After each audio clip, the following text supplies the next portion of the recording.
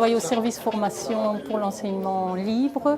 Et donc ici, on est en train de créer un groupe de travail qui sont en train de réfléchir sur l'e-learning pour la formation des enseignants. Et donc c'est quand j'ai reçu, je suis abonnée à la newsletter de l'AOET, donc c'est comme ça que je me suis inscrite quand j'ai vu le sujet, parce que justement pour participer à ce groupe de travail, ça permet aussi d'avoir des arguments, des idées ou des informations et aussi des exemples, des choses à ne pas faire, parce que bon, comme on va se lancer dedans, je dis autant profiter de l'expérience des autres et surtout pas recommencer à zéro et devoir tout faire. Donc moi c'est surtout dans ce but-là que je suis venue ici aujourd'hui. Je représente une ASBL, une grosse association de conservation de la nature, et nous sommes en train de vouloir développer toute une série de moyens de communication et de formation à distance des gens à des gestes concrets vis-à-vis de la nature et particulièrement de la faune sauvage. Donc c'était intéressant pour moi de pouvoir avoir cette formation et de voir comment l'association pourrait faire passer plus de messages, plus de formation de gens, répondre à des questions mais également provoquer des réflexes chez les gens.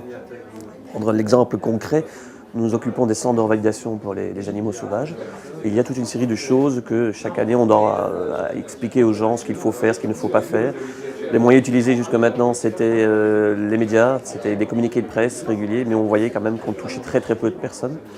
Et donc l'idée de développer cela sur un site internet avec une formation pour toutes les personnes intéressées me semblait idéale. Et donc j'espère pouvoir ici avoir les outils à ma disposition pour pouvoir développer ça. L'objectif de ces ateliers organisés par l'AOET, c'était de faire des ateliers de sensibilisation au e-learning à destination des entreprises. Donc ça comprend les PME, les entreprises de taille moyenne, les plus grandes entreprises. On avait un public assez varié venant de différents horizons, secteur public, secteur privé. Et l'objectif, c'était un peu de voir, faire une photo du e-learning aujourd'hui, de voir des exemples concrets. Donc on est passé à travers toute une série d'exemples de projets déjà réalisés. Et puis une des questions qui revenait souvent, c'est un peu comment on fait un projet e-learning. Donc l'analyse des besoins, les aspects pédagogiques, les aspects technologiques. Voilà. Et puis alors aussi un aspect important de ces ateliers, c'était les clés de succès. Qu'est-ce qui fait que dans mon entreprise, si je veux implémenter un projet, je dois être attentif à quoi, ce qui fonctionne moins bien.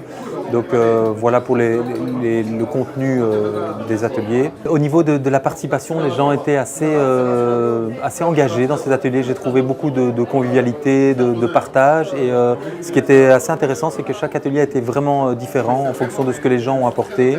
On a utilisé un système de vote interactif au début de la séance avec une douzaine de questions, un peu pour prendre le pouls de la salle et puis aussi pour voir un peu les centres d'intérêt des personnes, pourquoi ils s'étaient inscrits. Et en fonction de ça, on a déroulé notre fil rouge en s'appuyant plus sur les points qui intéressaient en particulier les gens. Et voilà, j'ai trouvé beaucoup d'échanges parce que des personnes étaient là pour découvrir, mais il y avait aussi des experts dans la salle. Donc pour moi, c'était vraiment riche. Et ce qui est intéressant, c'est qu'à chaque atelier, à titre personnel, j'ai appris des choses et je pense que les gens aussi sont repartis en disant « Ok, je vois plus clair sur ce qu'est le e-learning, ce qui est possible et puis ça me donne des pas concrets pour éventuellement pouvoir démarrer dans ce e-learning. » On a eu la chance d'organiser ces ateliers ici sur la péniche Ange Gabriel. Donc c'est un projet que je porte depuis quelques années déjà maintenant. C'est le bateau sur lequel je vis et en même temps qui est un espace professionnel où on organise des formations, des séminaires, des conférences. Et alors ce qui était vraiment super, c'est pouvoir allier deux passions, donc mon métier, le e-learning, et ma passion de la navigation fluviale des bateaux, et avoir l'opportunité en plus de naviguer entre Liège, Bruxelles, Namur, Mons, Charleroi. On a vraiment fait une belle tournée, donc c'était de la navigation et ces conférences dans ces différents endroits. Voilà, pour moi c'était vraiment un moment fort. Et je pense que ce que le bateau apporte dans ce genre d'événement, c'est d'abord un aspect de curiosité. On voit un atelier en plus sur une péniche, sur un bateau. Je pense que certaines personnes nous ont dit qu'elles s'étaient inscrites entre autres parce qu'il y avait le bateau. Et alors c'est comme pour moi une invitation au voyage. On est là dans un navire et même si on reste à quai le temps de la conférence, il y a déjà un univers qui est créé. On est au bord de l'eau, on voit les autres péniches qui passent, même pendant l'atelier, etc.